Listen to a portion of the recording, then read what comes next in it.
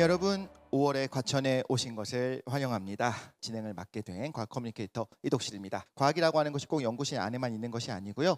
우리와 일상과 또 사회를 연결하는 역할을 하는 것뿐만 아니라 우리 미래의 과학자들을 키워내는 역할을 하는 것도 굉장히 중요하다고 생각하거든요. 그래서 여기 앉아있는 우리 미래 과학자 여러분들이 또 교수님의 강연을 보면서 또 꿈을 키워나갔으면 좋겠다 생각합니다. 오늘 이 자리에서도 여러분과 함께 흥미롭고 공감할 수 있는 과학 이야기를 서로 소통하면서 이야기 나눠보면 좋을 것 같습니다. AI가 지금의 음악 그리고 미래를 어떻게 바꿀지 우리가 좀 궁금해지기도 합니다. 그런데 그 답을 직접 들려주실 분을 오늘 모십니다. 소리의 순환, 소리에서 의미로, 의미에서 소리로라는 주제로 특별한 강연을 들려주실 예정입니다. 여러분 큰 박수로 환영해 주시기 바랍니다.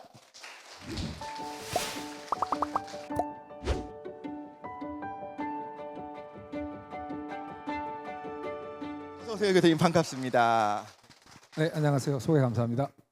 교수님, 어딜 가나 AI 이야기가 정말 빠지지 않는 상황이 됐습니다. 특히 2024년 챗GPT가 나온 이후로 정말 인공지능의 세상을 통째로 뒤집어 엎고 바꾸고 있다는 걸 피부로 느끼고 있는데요. 교수님께서 몸담고 계신 이 AI 청각지능 연구 분야에서 정말 거대한 대전환의 시기라는 거를 어떻게 체감하시는지, 아니면 내가 여기 20년을 하다 보니 당연한 거다 이런 생각이 드시는지 궁금합니다. 맞습니다. 다른 분야랑 마찬가지로 물론 이제 거대 언어 모델이라고 하는 챗GPT나 클로드 이런 것 또는 이미지나 비디오 생성화 이런 것도 굉장히 눈부시게 발전하고 있는데, 예, 소리 역시 마찬가지고요. 그 중심에는 이제 지금 사람이 말하는 것을 이제 컴퓨터가 대신 이제 말소리를 만들어내는 또는 이제 음악을 생성하는 이쪽 분야에서 굉장한 발전이 이루어지고 있고, 아마 여러분들이 전화를 받거나 아니면 무슨 도움을 필요로 해서 이제 전화를 하셨을 때 들리는 음성들이 지금은 이제 정말 사람이 응대하는 게 아니라 알고리즘이 응대하는 경우가 지금은 상당수 있습니다. 그래서 이미 저희 생활 깊숙이 파고들었다고 보셔도 될 것 같습니다. 그러면 우리 이교우 교수님의 강연을 큰 박수로 청해 보도록 하겠습니다.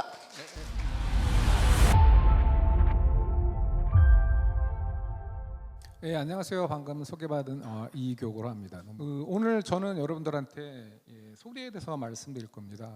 소리가 어떻게 발생부터 하는지, 그리고 사람이 이제 소리를 듣고 굉장히 많은 의사결정을 하거든요.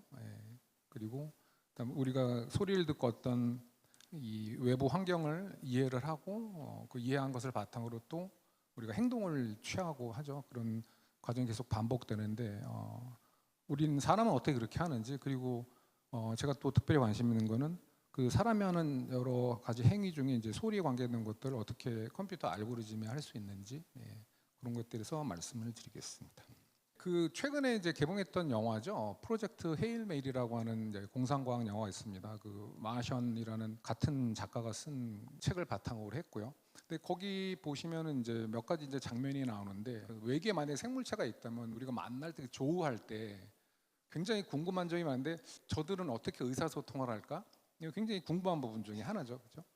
그런 여기 이제 장면이 하나 나오는데, 주인공이 그레이스가 이제 로키를 만났을 때 그 언어 소통을 해서 끊임없이 이제 언어를 가르쳐주는 그런 장면들입니다. 그래서 숫자도 가르쳐주고 자꾸 저 줄자 가지고 장난치잖아요.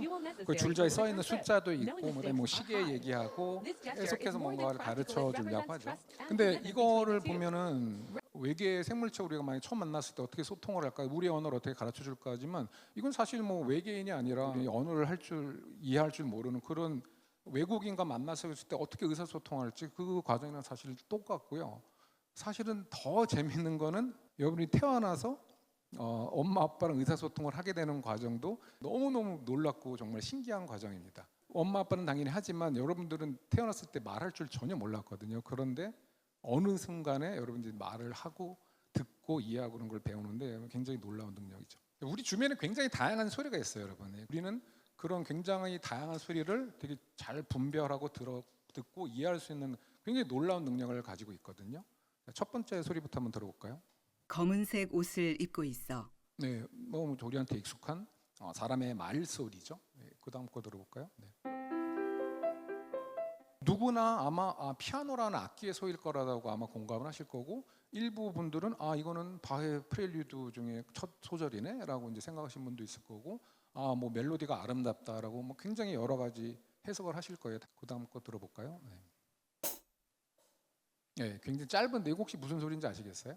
예, 드럼 소리입니다. 그 중에서도 그 하이햇이라고 하는 닫힌 하이햇을 타격하는 어떤 그 타악기 소리입니다.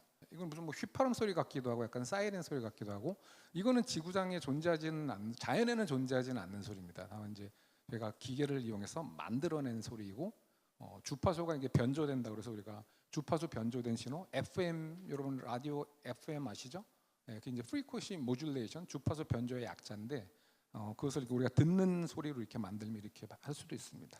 그래서 우리 주위에 이제 굉장히 다양한 소리가 있고, 이 소리들은 우리가 이 소리들을 들었을 때 굉장히 이제 여러 가지 정보를 우리가 이끌어낼 수가 있습니다. 그래서 소리가 이제 무엇인가라는 걸 먼저 말씀을 드릴 텐데, 일단 소리는 발생을 해야 됩니다. 소리가 발생을 하려면은 에너지가 필요해요. 그래서 어떤 물체가 진동을 해야 됩니다. 근데 물체가 진동을 해서 이제 에너지가 필요한 거죠.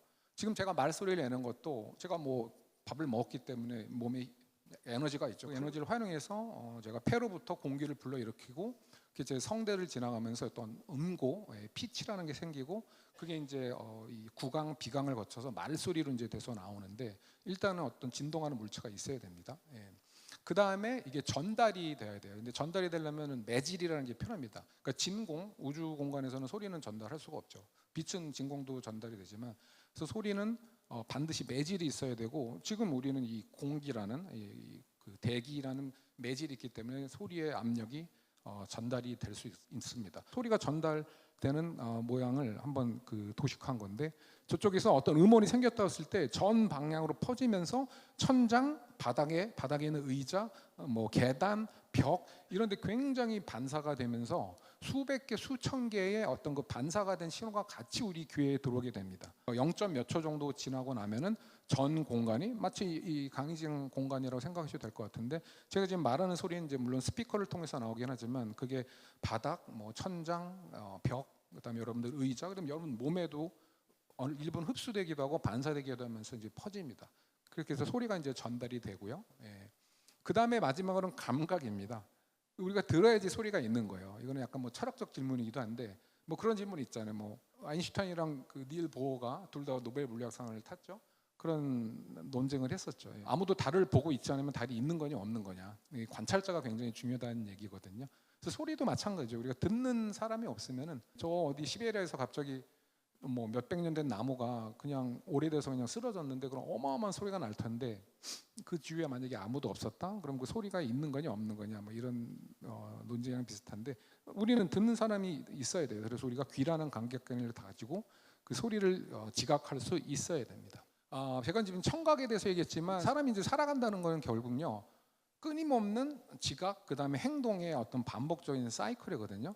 그러니까 우리가 외부 세계를 이해하려면은 그거는 우리 뇌가 다 하는 거거든요. 우리의 정말 한 1.5kg 정도밖에 안 되는 이 단백질 덩어리가 모든 일을 하는데, 직접 할 수는 없고 뇌가 이해할 수 있는 신호로 바꿔주는 그 중간에 어떤 전달자가 필요한데, 그게 바로 우리가 흔히 이제 감각기관이라고 하는 겁니다. 오감을 우리가 가지고 있죠. 5가지 감각기관을 통해서 우리는 외부 세계를 이해합니다. 눈으로 보고, 귀로 듣고, 손으로 만질 수 있고, 혓바닥으로 맛을 느끼고, 코로 냄새를 맡죠.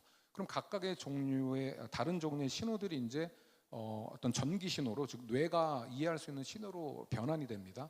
그다음에 우리는 그 외부 세계를 먼저 받아들이는 정보를 바탕으로 뭔가 어떤 판단을 해요. 의사결정을 한 다음에 또 그걸 우리가 그 행동으로 취하게 되죠. 그래서 그것을 지각 행동의 어떤 끊임없는 순환이라고 할 수 있고, 그 중에서도 이제 저는 오늘 여러분한테 주로 말씀드릴 거는 우리 귀로 듣는 소리라는 정보를 어떻게 우리가 받아들이고, 들은 걸 바탕으로 또 우리는 그걸 말로 해내죠. 그것도 우리가 하는 행동의 일종이거든요. 말을 하기 위해서는 우리 주위에 막 수백 개의 근육을 우리가 다 움직여야 돼요.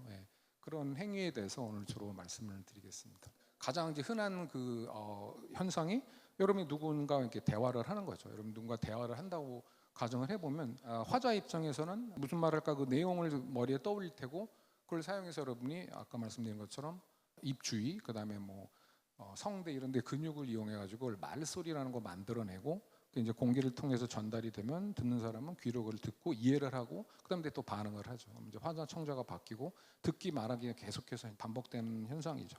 오늘 그 중에서도 저는 이제 일단은 듣는 것, 귀를 통해서 소리를 듣고 우리가 소리를 통해서 어떠한 의미를 우리가 끌어낼 수 있을까, 소리는 아까 우리 사회자님도 말씀하셨지만 굉장히 단순한 파동에 불과합니다. 그냥 공기 분자의 떨림이 전달이 되는 건데 지금 말소리가 제가 지금 말하는 내용이 대표적인 거죠.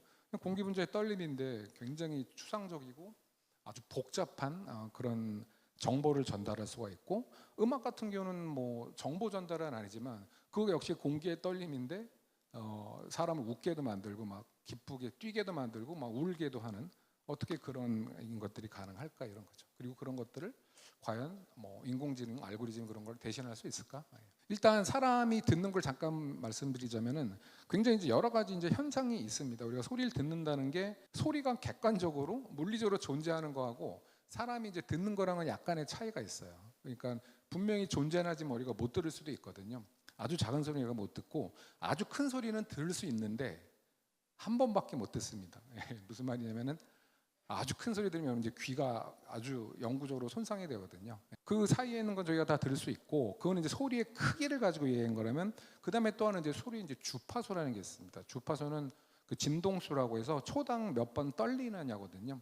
그 떨리는 게 아주 적게 떨리거나 20Hz, 즉 1초에 20원 이하로 떨리거나 아니면 1초에 2만 번 이상 떨리는 소리는 우리는 들을 수가 없어요. 그리고 동물은 마다 다르고, 사람을 포함해서 모든 동물들은 그 자기가 생활하는 그 환경에 최적화된 형태로 이제 진화를 한 거죠.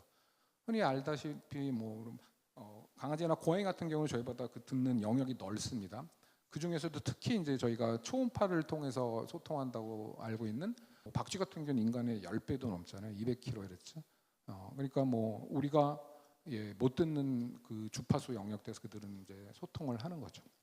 자, 우리 귀는 이제 어떻게 듣는지를 아주 간단하게 말씀드리면, 우리가 흔히 이제 귀라고 하는, 여기는 이제 우리가 학술적으로는 그건 외이 바깥쪽 귀라고 얘기를 합니다. 그래서 바깥 귀는 소리를 조금 모아주고요. 그 다음에 이 귓바퀴 이제 형태랑 뭐 우리의 머리, 상반신 이런 걸 이용해서 소리의 위치를 어느 정도 파악할 수 있습니다. 눈은 우리가 뒤에 있는 건 안 보이잖아요, 그죠? 하지만 소리는 뒤에서 나는 것도 우리가 어느 정도 들을 수 있죠. 그래서 무슨 소리가 확 나면 나도 모르게 이제 이렇게 고개를 돌리게 되는 게, 우리의 두 귀를 가지고 어떤 소리가 발생한 위치를 어느 정도 파악할 수 있습니다. 그 다음에 이제 중이가 있는데, 중이는 고막부터 안쪽 귀까지 가기에 조금만 그 가운데 귀인데, 그거는 세 가지 그냥 뼈로 이루어져 있어요. 그것을 뭐 이소골, 추골, 침골, 등골 세 개의 뼈, 인간의 몸에서 가장 작은 뼈라고 합니다.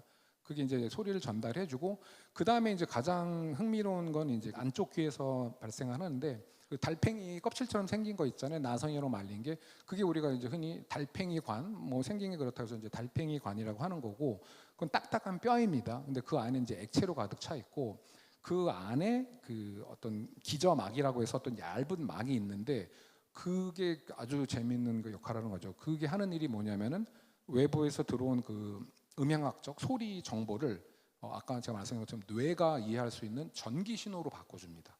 근데 그 바꿔주는 것도 굉장히 특이한 게, 그 기저막이라는 게 주파수를 분석하는 기능을 해요. 무슨 말이냐면은, 소리에는 사람 목소리 포함해서 굉장히 다양한 주파수 성분이 포함되어 있거든요. 아까 말씀드린 그 주파수. 그러니까 예를 들어서 여러분, 높은 주파수는 뭐냐? 뭐 피아노에서 오른쪽에 있는 아주 높은 음을 쳤을 때 그게 이제 높은 주파수이고, 피아노에서 아주 낮은 음을 치면 아주 낮은 주파수의 소리가 납니다. 그걸 만약에 피아노를 그냥 낮은 데부터 높이 쳤다고 했을 경우에, 아까 제가 말씀드린 이 사람의 달팽이관에 있는 그 막에 그게 그대로 연결이 돼가지고 낮은 주파수는 어디서 그 가장 큰 움직임이 생기고, 높은 주파수는 그 반대편에서 큰 움직임이 생깁니다. 그러니까 그 주파수의 높낮이가 그대로 우리 귀에서 연결이 됐다는 거죠. 그래서 그게 이제 굉장히 이제 특이한 부분이고, 그래서 우리 귀는 이제 조금 더 분석을 해보면 이렇게 생겼습니다. 선천적으로 날 때부터 귀가 안 들리는 경우도 있습니다. 그런 경우에는 이제 우리가 그 인공 와우를 이식하는 수술을 하거든요. 그 와우가 바로 그 달팽이관 부분입니다. 음향 신호를 전기 신호로 바꿔주는 그 부분이 이제 고장난 경우인데, 그 부분을 우리가 전기 회로로 바꿔가지고 못 듣는 사람을 듣게 할 수가 있습니다. 우리 귀가 굉장히 놀랍다고 얘기했는데, 아직도 사람들이 많이 얘기하는 이제 칵테일 파티 효과라는 게 있습니다. 이제 칵테일 파티는 뭐 한국에서는 그렇게 흔한 뭐 파티 형태는 아니지만, 사람이 많은 곳에 웅성웅성 내는 곳에 있을 때 저마다 각기 다른 얘기를 하고 있고, 옆에 뭐 음악 소리도 나고 뭐 자동차 소리도 나고 굉장히 시끄러운 상황에서도 누군가가 내 얘기를 하면 그냥 확 귀가 막 커지는 것처럼 다 들리거든요.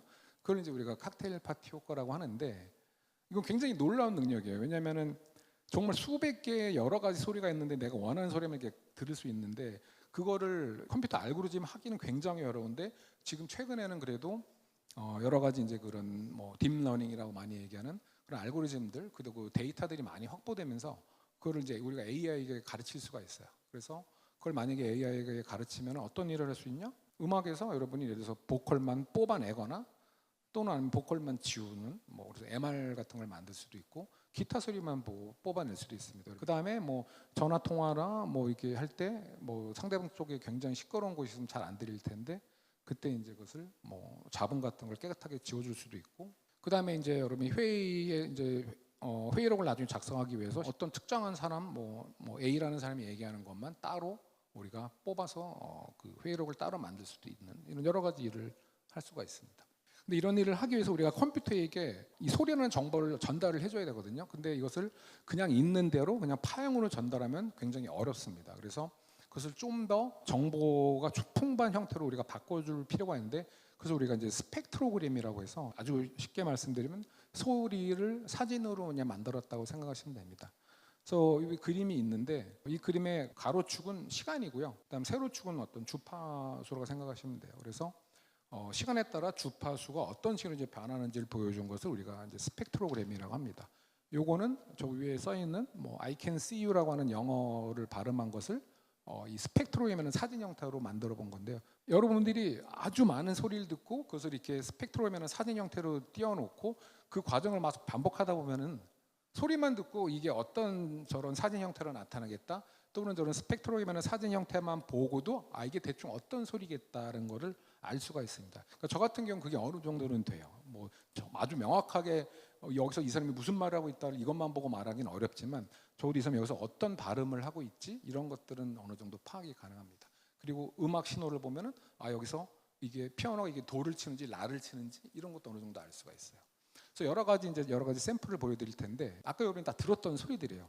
근데 그 소리가 그 스펙트럼의 사진 형태를 어떻게 나는지를 한번 보시면은 요거를 자세히 저걸 분석을 해보면은 그 피아노 건반이 몇 번 두드려져 있고 각각이 어떤 음을 하는지를 저 스펙트럼 건반을 잘 분석하는 걸 볼 수가 있어요. 굉장히 많은 이런 스펙트럼 사진하고 즉 소리하고 그거의 정답을 계속 주면서 이 알고리즘을 훈련시키면은 충분히 이제 똑똑해지면은 그냥 사람 목소리를 주고서 이게 무슨 말을 했는지 음성 인식이 되는 거고 또는 피아노를 연주를 그냥 오디오를 들려주고 그걸 악보로 만드는 것도 가능하고 그런 다양한 것을 할 수가 있습니다. 아까 FM이라고 했던 주파수가 이렇게 변하는 모양. 이것도 한번 소리 들어볼까요? 소리가 내려갔다가 다시 부드럽게 올라갔다가 나오는 거를 이거 잘 보시면 저 노란색이 어떻게 변하는지를 보면은 어느 정도 유추가 됩니다. 마지막에 아까 그 드럼 그 하이햇이라고 하는 굉장히 짧은 소리죠. 보시면은 착 하고 끝나서 저 파란색은 이제 에너지가 거의 없어가지고 그냥 파랗게 나오는 거고 그 노란색이 에너지가 많은 부분인데 아까 제가 이 Y축이 주파수라고 그랬잖아요. 주파수를 보시면은 전 나중에 저 그 드럼 같은 경우에는 막 전 영역대가 이렇게 노랗게 다 돼 있잖아요. 이런 경우는 굉장히 특수한 부분만 노란색으로 되어 있는데 이게 이제 그런 타악기의 아주 대표적인 특성입니다. 굉장히 여러 주파수 영역대에 골고루 에너지가 분포되어 있는 게 이런 타악기의 굉장히 특징입니다. 그래서 아까 말씀드린 것처럼 이걸 자주 훈련이 되면은 음악 신호 갔을 때 여기 드럼이 어디 나타나는지를 어느 정도 알 수가 있다는 거죠. 아까 제가 이제 우리가 오감이라는 걸 얘기했는데 그 감각이 서로 영향을 줍니다. 그러니까 소리는 여러분들이 귀로만 듣는다고 생각하시잖아요. 전혀 아닙니다. 그리고 그거는 서로 이제 그런 상호작용이 있는데 자 여러분 그러면은 이 화면을 잠시 프로젝터를 끈 상태에서 그 영상을 들으시면은 이 사람이 한 가지 음절만 계속해서 반복해서 얘기하거든요. 그게 어떤 음절인지 한번 맞춰보세요. 바바 바바 바바 뭐라고 하는 것 같아요? 한 음절. 가나다라 바. 대부분 바라고 그러셨잖아요. 소리는 똑같거든요. 유일하게 다른 점은 눈으로 이 사람이 말하는 모습까지 보여줄 건데 이제 소리가 어떻게 들리는지 한번 보시죠. 바바 바바 바바 뭘로 들려요? 가로 많이 얘기를 하시죠. 근데 제가 말씀드렸잖아요. 이거 소리를 제가 바에서 가로 바꾼 게 전혀 아니고 근데 항상 실험을 하면은 뭐 한국인 하면 뭐 지금 영어로 막 얘기한 건데 사실은 AB의 B 발음인데 예, 소리는 바가 맞습니다. AP 가나다라 바 비슷한 걸로는. 근데 여러분이 눈을 뜨자마자 갑자기 우리의 뇌가 이 소리가 가라고 우리한테 얘기를 하는 거예요. 변화를 시키는 거예요. 왜 그럴 거라고 생각하시나요, 혹시? 왜 소리가 똑같은데 눈을 떴더니 갑자기 왜 다른 소리라고 들린다고 우리의 뇌가 나한테 얘기를 하지? 소통을 할 때 당연히 항상 얼굴을 보고 소통을 합니다. 그러다 보니까 우리가 바라는 소리가 나려면은 당연히 입술이 붙었다 떨어져야 되는 걸 우린 너무나 잘 알고 있죠. 그걸 우리가 수십 년 동안 봐왔으니까. 예. 근데 여기서 그 소리만 들었을 때 우리가 그 익숙한 그 바였는데 눈을 떴더니 이 사람의 입술이 붙지가 않은 거예요. 그러면 우리 뇌가 얘기하는 거죠. 너는 수십 년 동안 입술이 붙어지만 바가 나는 소리인데 이게 떨어져 있으니까 입술이 이거는 아마 가를 네가 잘못 들은 걸 거야. 이런 식으로 이제 우리의 뇌가 즉각적으로 이제 협상을 하는 거죠. 시각으로 들어오는 거하고 청각으로 들어오는 소리가 달라지니까 그 불일치를 얘가 혼란스러우니까 아주 자기가 편한 방법으로 저건 아마 가라는 소리일 거야. 네가 잘못 들은 걸 거야. 이렇게 해주는 겁니다. 네. 그래서 우리는 소리라는 건 우리 귀를 통해서 아까 정보를 우리가 취합한다고 그랬지만 눈으로도 듣는 게 있습니다. 이런 게 약간 착청, 소리에 듣는 거에 있어서 어떤 착시랑 비슷한 착청 효과라고 하고요. 그게 이제 아까 우리 사장님이 소개해 주신 그 왜곡하는 뇌라는 거는 책 한 권이 다 그런 걸로만 나와 있습니다. 여러분 그런 거 많이 보셨을 거예요. 뭐 가장 흔했던 게 뭐 한 몇 년 전에 금색, 은색 드레스인지 이게 뭐 검은색, 파란색 드레스인지 그 논란 아시죠? 이거는 뭐 맞다 틀리다가 아니에요. 그러니까 여러분이 저랑 이 마이크가 다 까만색이라고 생각을 하잖아요, 그죠? 하지만 여러분의 뇌 속에 있는 색깔과 제가 뇌에 받아낸 색깔은 완전히 다를 수도 있어요. 그걸 확인할 방법이 없죠. 우리 뇌를 뜯어볼 수가 없으니까. 근데 우리는 이게 이거는 그냥 검은색이라고 사실은 그냥 약속을 한 거죠. 근데 아마 여러분의 뇌에 맺히는 그거는 조금씩 다를 거라 저는 생각을 해요. 근데 그런 거를 사람들이 이제 의도적으로 만들어낸 게 아까 그런 음색 드레스고, 근데 청각에서도 그런 착청 형상이 굉장히 많이 일어납니다. 그래서 야니, 로렐이라고 그래서 어떤 사람은 그걸 얀이라고 듣고 어떤 사람은 로렐로 듣는데 그 서로가 서로를 전혀 이해를 못해요. 어떻게 이거를 뭐 얀이로 들을 수 있어? 마치 이게 어떻게 검은색, 파란색으로 보여? 막 그런 거랑 비슷한 거거든요. 하여튼 그런 이제 재미있는 현상이 있다는 거고, 근데 왜 우리 뇌는 그렇게 착각을 하는 거지? 그런 것들이 이제 자세한 설명이 되어 있습니다. 그 책을 보시면. 그다음에 사람은 어느 정도 음악적인 재능을 타고납니다. 누구든. 세상에 음치도 있고 당연히 뭐 박치도 있다고 그러지만 이 영상을 보시면은 이건 훈련이 아니라 내가 태어나서 막 교육을 받고 막 수업을 받고 그래서 훈련해서 내가 체득한 게 아니라 태어날 때부터 어느 정도 타고나는 게 있는데 그게 바로 리듬감입니다. 한번 영상 보실까요? 이미 준비를 하고 있죠. 막 둠칫 두둠칫.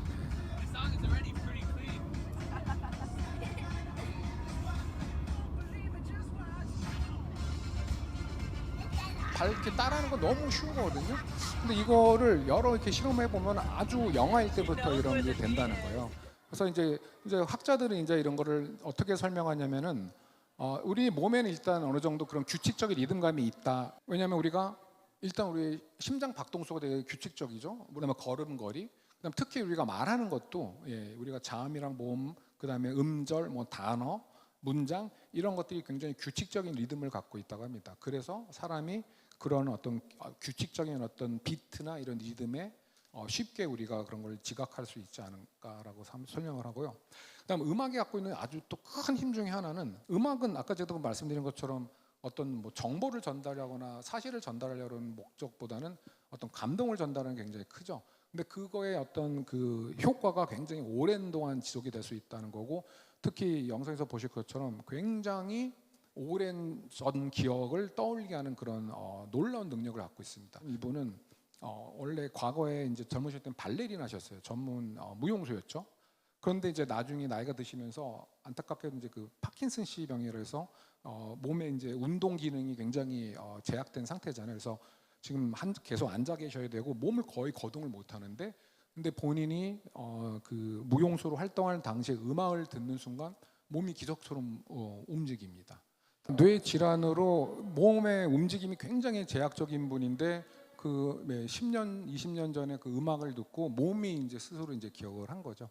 그래서 사실 이제 이런 음악이 가진 굉장한 힘 때문에 음악을 어떤 이러한 뇌질환 같은 그런데 치료를 하려고 하는 그런 게 많습니다. 뭐 실어증이라든지, 실어증이라는 거는 어떤 뭐 트라우마나 이런 걸로 갑자기 말하는 그 능력을 상실하는 거잖아요. 갑작스럽게. 근데 그럴 때 말을 그냥 일반적인 말은 못하지만 노래를 하라고 그러면 그건 비교적 쉽게 한다고 합니다. 그래서 노래에다가 말소리를 섞어서 노랫말처럼 하다가 그걸 점점 말소리로 가깝게 그런 식으로 치료를 하기도 하고요. 네. 자, 그러면 이제 우리가 지금 뭐 소리를 듣고 말소리를 듣고 우리가 어떤 굉장히 복잡한 지식을 이해하고 그다음에 이제 음악을 듣고 이렇게 하는 것처럼 AI도 그런 사람이 하는 것처럼 말소리나 음악을 듣고서 어떤 사람이 하는 판단 같은 걸 할 수가 있을까? 예.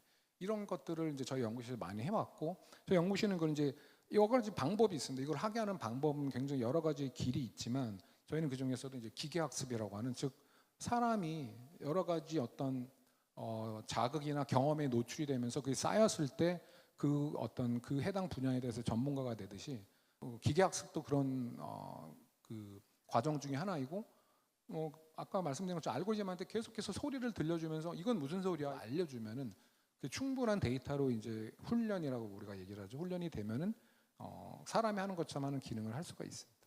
아까 말씀드린 것처럼 AI가 소음을 지워줄 수 있을까라는 겁니다. 그래서 저 위에 있는 건 이제 뭐 그런 딥 뉴럴 네트워크라는 어떤 그 형태를 도식화한 거고요. 입력으로는 굉장히 잡음이 많은 소리를 들려주고, 그다음 출력으로는 아주 깨끗한 소리만 출력을 해라라고 우리가 계속해서 반복을 훈련을 시키면서 그 안에 이제 뉴럴 네트워크라고 하는 안에 그 숫자 값들을 계속 조금씩 바꿔주는 거예요. 그걸 바꿔주다 보면은 어느 순간에는 그게 노이즈는 제거되고 깨끗한 음성만 남게 할 수가 있습니다.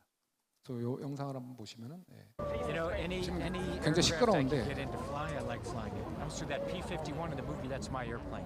You know, any aircraft I could get into fly, I like flying it. I was through that P-51 in the movie. That's my 주변에 있는 airplane. 소음을 깨끗이 지워주는 게 가능하고요. 그 다음에 아까 말씀드린 것처럼 보통 이제 우리 사람의 귀가 두 개이기 때문에 여러 음원을 뭐 기타, 보컬, 뭐 베이스, 드럼, 뭐 신디사이저 다 이렇게 섞어서 그걸 이제 믹싱이라고 합니다.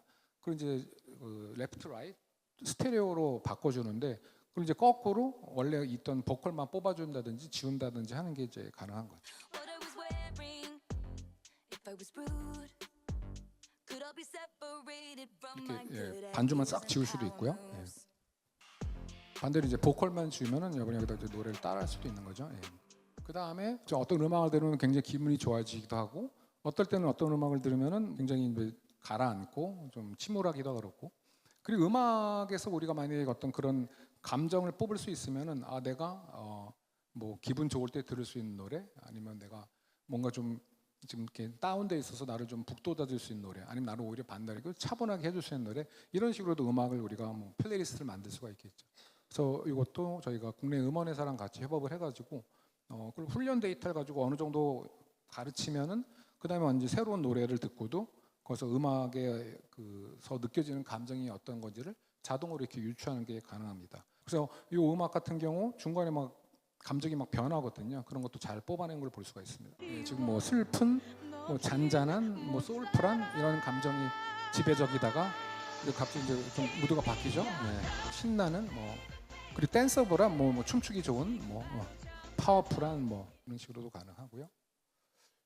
그 다음에 우리 주변에 이제 안무가라고 하는 창작 직업을 갖고 있는 분들이 있죠. 그러니까 안무가라고 하는 분들의 역할은 뭐냐면은 노래를 듣고 그 노래를 사람의 몸, 즉 춤으로 표현하는 것을 전문으로 하는 분들입니다. K-팝이 해외에서도 이렇게 인기 많은 것 중에 큰 원인 중에 하나가 칼군무잖아요, 그죠?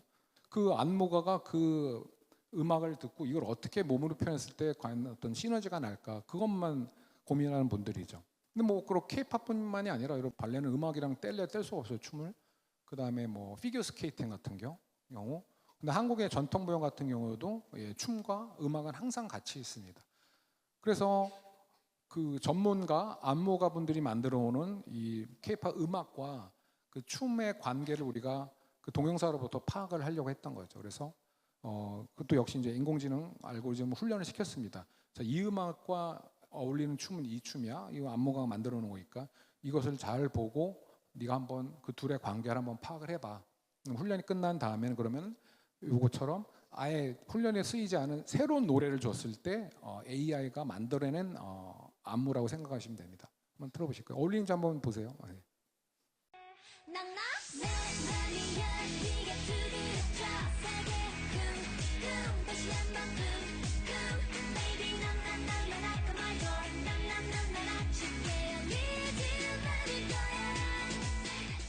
별론가요? 네, 뭐 그래도 리듬은 좀 따라가는 것 같죠. 네. 지금 여태까지는 제가 이제 소리라는 걸 듣고 우리가 이제 어떤 판단을 내리고 어떤 일을 할 수 있는가를 말씀드렸으면 그 다음에 이제 소리를 내는 과정입니다. 그러니까 인간이 내는 소리는 기본적으로 누구나 우리는 말소리를 당연히 낼 수가 있고요. 그 다음에는 이제 우리가 악기라는 도구가 있고 그걸 가지고 우리가 소리를 내는 방법을 터득을 하게 되면은 피아노라든지 기타라든지 트럼펫이라든지 이런 걸 사용해서도 우리가 소리를 낼 수 있죠. 우리 몸을 사용해서 내는 소리는 아니지만 우리 몸을 사용해서 소리를 내게 할 수가 있죠. 근데 저는 주로 이제 오늘 말하기에 대해서 말씀드리겠습니다.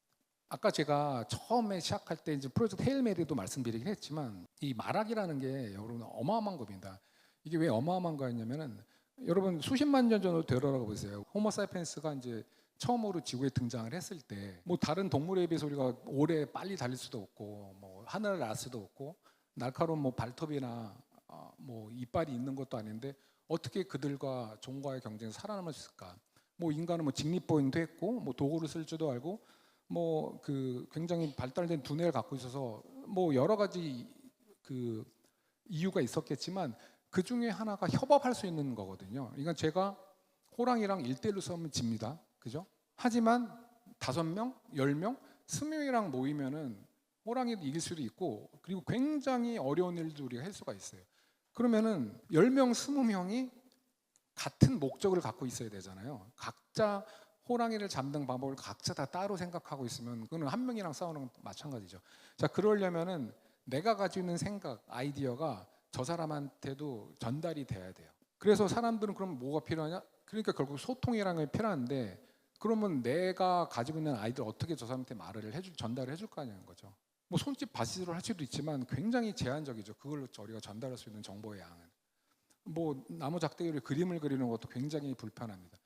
그래서 인간은 어쩔 수 없이 음성이라는 이 도구를 만들어내게 된 거고 그게 이제 우리의 몸을 사용해서 소리를 낼 수가 있고 굉장히 짧은 시간에도 우리가 자음과 몸을 번갈아 교차를 해가지고 거의 무한한 양의 정보를 1차원으로 전달할 수가 있어요. 그게 이제 음성입니다.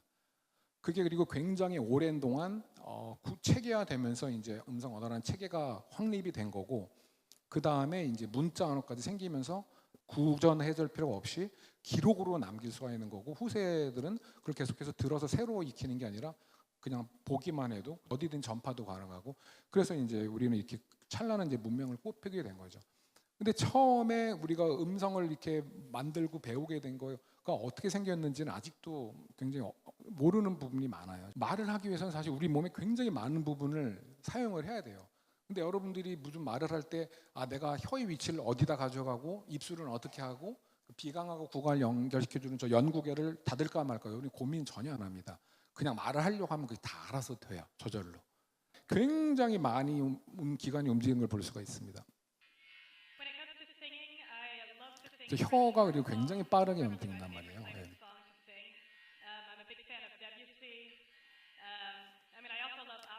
이게 별거 아닌 것 같지만 누구도 배우질 않거든요. 기억이라는 소리를 얘기해서 혀를 위치를 여기다 해 이렇게 해라고 여러분 그런 거 배운 기억 나세요? 전혀 없어요. 그냥 끊임없이 부모님이 아이가 태어나자마자 대화를 하면은 저절로 아이가 자기도 모르는 새에 내가 말하는 걸 이제 배우게 되는 거죠. 그게 이제 어마어마한 능력이라는 거죠. 근데 사람이 말을 내서는 거를 말을 소리 내는 과정을 잠깐 보자면은 아까 말씀드린 것처럼 그 에너지를 공급하는 그 기관이 필요한데 그게 이제 폐입니다. 폐를 수축해서 공기의 흐름을 만들어냅니다. 폐에서 얼만큼 강하게 공기 흐름을 만들어낼 거냐가 음량, 그러니까 얼만큼 세게 말하는지 아니면 천천히 작게 말하는지를 결정합니다. 그 다음에 그 공기 흐름이 제일 먼저 지나가는 데가 이제 성대입니다. 여기 성대라는 부분을 거치고 나면은 거기는 성대의 주름이 초당 뭐 몇백 번씩 떨려요. 그게 여러분이 말하는 그 음고 피치라는 걸 만들어냅니다. 그래서 어떤 사람은 뭐 목소리 톤이 높고 어떤 사람은 낮다 그러는 게 얼만큼 이게 떨리는 그 진동수가 높냐 낮냐를 가지고 결정이 됩니다. 물론 같은 사람이라도 한 사람도 그거를 조절할 수가 있죠. 제가 아주 낮은 목소리로 얘기할 수도 있고 높은 목소리로 얘기할 수도 있습니다. 뭐 그걸 자유자재로하는 사람이 이제 노래를 하는 사람들이고요. 그 다음에 이 성대까지 거친 소리는 아무 의미가 없어요. 아무 정보가 없어요. 그게 이 구강과 비강, 저희가 합쳐서 성도라고 부르는 그 부분을 거치고 나오면 그게 가나다라 마바사 안녕하세요, 예, 반갑습니다가 되는 겁니다. 예. 그걸 우리는 초당 보통 수십 개의 자음 모음을 자꾸 교차해서 말을 해요. 아까 비디오 보셨겠지만 그게 이제 굉장히 쉽지 않다는 거죠, 사실은. 예.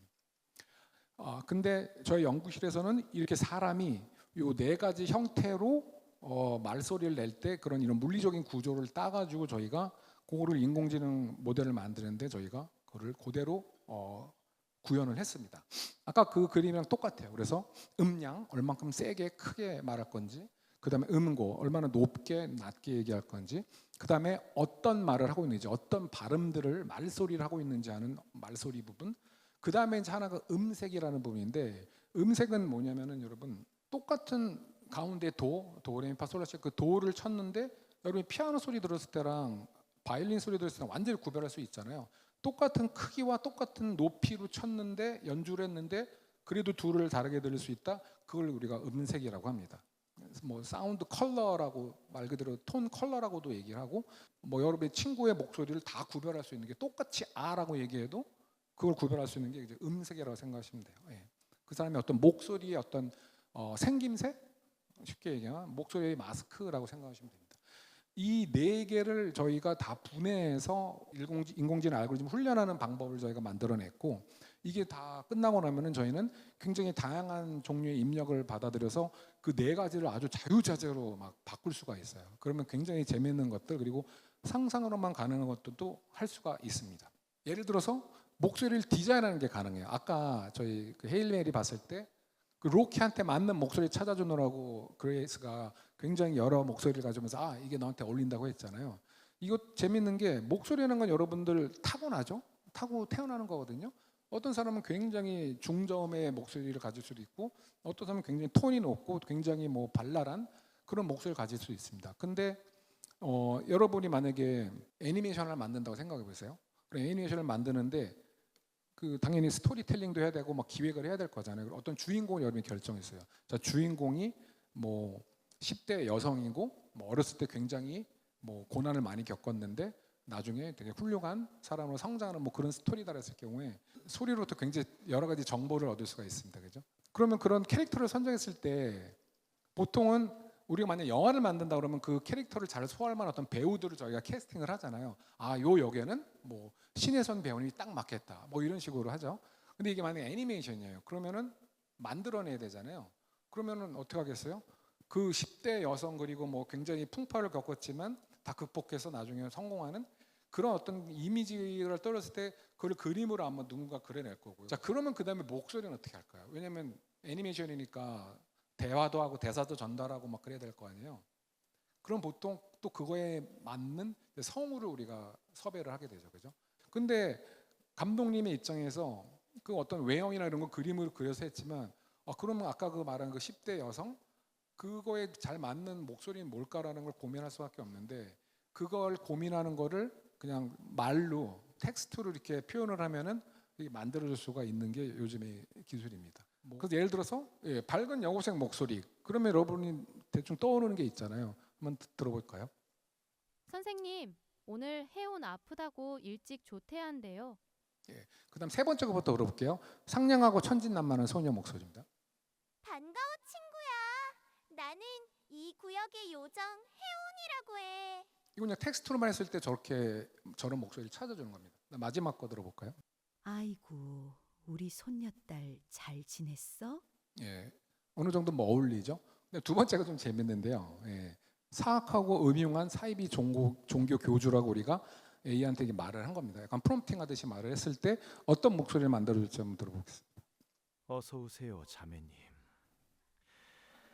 오늘은 우리의 신앙을 다지는 시간을 가져봅시다. 굉장히 젠틀하고 목소리도 되게 좋은데 뭔가 정말 약간 사이비 같은 느낌이 나는. 그건 이제 여러분이 저런 글을 보셨기 때문에 약간 그게 받아들일 준비가 돼 있는 부분도 어느 정도 있긴 합니다. 어쨌거나 이런 거를 자유롭게 텍스트로 해서 여러분이 원하는 목소리를 가진 사람을 찾는 게 아니라 그냥 아예 이렇게 그냥 만드는 게 디자인하는 것 자체가 가능하다는 거고요. 그 다음에 이제 얼굴에 어울리는 목소리입니다. 아까 이제 로키는 사실 뭐 얼굴은 별로 없고 이제 몸이 돌덩이로 돼서 이제 로키라는 이름이었겠지만, 근데 목소리가 어울리는 어떤 얼굴이 있을 수 있거든요. 그리고 우리는 끊임없이 사람의 얼굴과 그러니까 시각적으로 그리고 청각적으로 같이 보기 때문에 그 둘의 관계를 어느 정도 알 수 있습니다. 그리고 얼굴 형태가 비슷한 목소리가 비슷할 수 있어요. 왜냐하면 목소리를 발사하는 이 통 자체가 비슷하기 때문에. 제 아내가 쌍둥이인데 굉장히 헷갈려요. 전화 목소리는 지금도 약간 헷갈릴 정도고 목소리를 만들어내는 이 골격이 똑같기 때문입니다. 그리고 형제간에도 목소리 비슷하고 그럴 경우거든요. 그래서 그 관계를 파악하는 게 가능합니다. 이건 되게 재미있는 건데 왼쪽 그림에 보면 이 사람 얼굴에 막 뭐가 붙어 있잖아요. 이게 뭐냐면 근전도 센서라고 그래가지고 사람 몸에 근육이 움직이는 것도 우리 뇌에서 전기 신호를 내보내가지고 근육이 움직이는 거거든요. 그럼 여기다가 그 센서를 붙이면은 여기 있는 전기 신호를 우리가 측정할 수가 있어요. 그래서 여기다 만약에 저 센서를 붙이면 제가 가위바위보 하는지를 알 수가 있어요. 그때마다 다른 종류의 신호를 내보내기 때문에. 근데 그걸 얼굴에 붙이면 뭐가 되냐면은 말하는 소리를 내기 위해서 이제 얼굴에 수많은 근육을 움직인다고 그랬잖아요. 그 센서를 우리가 취득할 수가 있고 그 근육 센서로부터 취득한 신호만 가지고 어떤 말소리를 내는지를 우리가 파악하는 게 가능해요. 이게 왜 필요하냐? 불의의 사고로 뭐 성대가 제거 수술을 받거나 그런 분들은 목소리를 낼 수가 없거든요. 근데 그분들도 얼굴 주위의 근육을 움직일 수는 있어요. 그런 경우에 소리를 만들어낼 수는 없지만 그 센서 신호를 우리가 받아가지고 그걸 실시간으로 소리로 만들어낼 수가 있습니다. 그런데 이왕이면 목소리를 만들어내는데 그분 얼굴에 맞는 목소리를 만들어줘야겠다는 거죠. 그래서 이걸 들어보시면 원래 목소리는 이랬는데 I too, on my side, began to move towards the pit. 자, 그거를 저 여성의 이미지 사진을 주고서 저 여성이 말한 것처럼 목소리를 만들어봐 했을 때입니다. I too, on my side, began to move towards the pit. 말은 당연히 그대로 되고 얼굴에 어울리는 목소리가 나온 거죠. 이것도 이제 보이스 클로닝이라고 그래가지고 여러분의 목소리를 제가 한 10초, 20초만 제가 가져갈 수 있으면은 여러분의 목소리 얼마든지 컨텐츠를 만드는 게 가능합니다. 마지막으로 아까 이제 소개받은 것처럼 저희가 원래는 노래하는 그 AI를 만들어가지고 처음엔 굉장히 이제 좋은 호응을 받았었는데 그 장면을 보시겠습니다. If you send us a short recording of your 그 CNN 영국 CNN이랑 제가 인터뷰했을 때인데요. 저 앵커분의 목소리 말하는 목소리 샘플을 받아가지고 그걸 노래로 만들어서 제가 드렸습니다. Okay, here is the Bohemian Rhapsody. 노래를 되게 못한다고 얘기하셨는데. Okay. Mama, life had just begun, but now I've gone and thrown it all away. 저희가 뭐 SBS라든지 여러 가지 이제 방송에서 저희가 예전에 돌아가신 분들의 이제 새로운 노래를 부르는 것들을 해서 조금 대중에게 인지가 좀 됐고요. 넌 이제 떠나지만 너의 뒤에 서 있을 거야. 그게 바로 내 꿈이니까 변한 건 없어 버티고 버텨. 이거는 여기 계신 모든 분들도 경험하셨을 거지만 기억은 당연히 못할 겁니다. 근데 이건 왜 더 특별하냐면요. 이 아이는 태어날 때부터 선천적으로 귀가 들리지 않았어요. 그런데 아까 제가 말씀드린 인공와우라고 하는 그 달팽이관을 회로를 만들어가지고 뇌를 절개한 다음에 이식을 해야 되는 수술이거든요. 굉장히 어려운 수술인데 그걸 하고서 처음으로 그 기계를 이제 딱 켰습니다. 했을 때 처음으로 이제 엄마 목소리를 들었을 때 이제 반응입니다. Could you hear that? Hi, sweetie. Could you hear that? 이게 왜 놀라운 거냐면 아까 제가 말씀드린 우리 누구나 다 이걸 겪었거든요. 근데 이걸 잘 보시면은요, 뭐 그냥 너무 이건 이제 인공화를 했기 때문에 놀랍고 감동적이긴 하지만 그냥 그냥 누구도 처음 태어났을 때 당연히 엉덩이 때려서 운 다음에 그다음에 엄마랑 얘기를 하고 눈을 맞추고 얘기를 할 거란 말이에요. 아빠랑 엄마랑. 그게 과정이 뭐냐면요. 아까 프로젝트 헤일메리에서 그레이스가 처음 외계 생물체 좋아하는 거랑 사실 똑같은 거냐. 아이 입장에서 보면은 어떻게 소통할지 몰라요. 아이는 당연히 말을 배운 상태로 태어난 게 아니기 때문에. 그러니까 아이 입장에서 봤을 때는 엄마나 아빠가 그냥 미지의 생물체고 자꾸 저한테 무슨 소리로서 뭔가를 얘기를 하려고 하거든요. 그걸 계속 들으면서 듣고 나도 흉내 내보려고 하고 그렇게 과정이 무한히 반복되다 보면 어느새 아빠, 엄마 하게 되는 거고 그러면서 아이가 말하는 걸 이렇게 배우게 되는 거죠. 듣지 못한 아이는 말을 할 수가 없잖아요. 이렇게 자기가 낸 소리를 남의 소리랑 비교해 가면서 그걸 계속 똑같이 말을 할 때까지 스스로 훈련을 하거든요. 그러니까 그 과정은 인류라면 누구나가 겪는 굉장히 놀라운 그 여정인데 너무 우리는 인간을 쉽게 하는 거죠.